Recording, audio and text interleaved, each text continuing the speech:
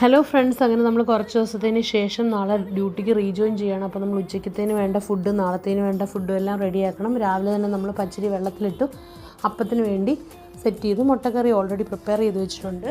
രാവിലെ മുട്ട പുഴുങ്ങിയിട്ടാൽ മാത്രം മതി. അങ്ങനെ നമ്മൾ രണ്ടുപേരും കൂടെ പറ്റുന്ന പോലെ അങ്ങോട്ടും ഇങ്ങോട്ടും ഹെൽപ്പ് ചെയ്തൊക്കെയാണ് കുക്കിംഗ് ഒക്കെ ചെയ്യുന്നത്. നമുക്ക് തീരെ പറ്റാത്ത ദിവസങ്ങളിൽ നമ്മൾ വല്ലതൊക്കെ ഫുഡ് വെളിയിൽ നിന്ന് വാങ്ങും. അല്ലെങ്കിൽ നമുക്ക് എന്തെങ്കിലും പ്രത്യേക ഫുഡ് കഴിക്കാൻ ഒരു ക്രേവിങ് തോന്നുമ്പോൾ നമ്മൾ വെളിയിൽ നിന്ന് വാങ്ങാറുണ്ട്.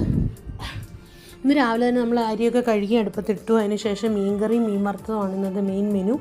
ഇന്നലെ നല്ല നെയ്മീൻ വെളിയിൽ പോയപ്പോൾ വാങ്ങിയിട്ടുണ്ടായിരുന്നു കേട്ടോ. അപ്പം നെയ്മീന് വേണ്ടി ഓൾറെഡി അവർ നന്നായിട്ട് സ്ലൈസ് ചെയ്ത് തന്നിട്ടുണ്ടായിരുന്നു. അത്യാവശ്യം വലിയ പീസായിരുന്നു.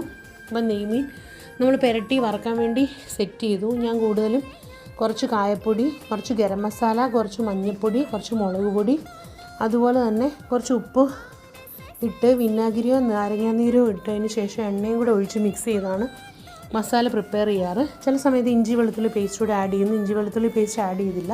എന്നിട്ട് കുറച്ച് കറിവേപ്പിലയും കൂടെ മുകളിൽ വിതറിയതിന് ശേഷം മീൻ വറക്കാനിട്ടു.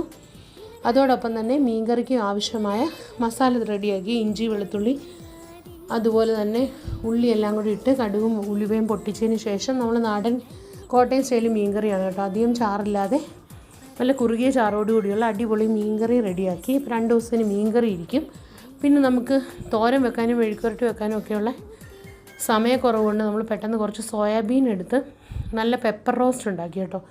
അത് അടിപൊളി കോമ്പിനേഷനായിരുന്നു. അച്ചാച്ചനും അല്ലാതെ ഇഷ്ടപ്പെട്ടു കേട്ടോ. അതങ്ങനെ കറിവേപ്പിലയും കൂടെ തൂകി മുകളിൽ നല്ല ടെക്സ്ചറിൽ തന്നെ മീൻകറി റെഡിയായി.